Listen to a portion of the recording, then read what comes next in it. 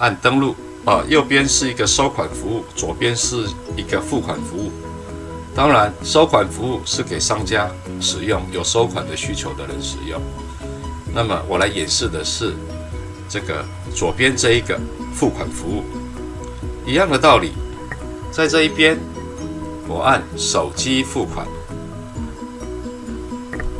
消费者的一样点上手机付款。接下来呢，我挑一张来做付款，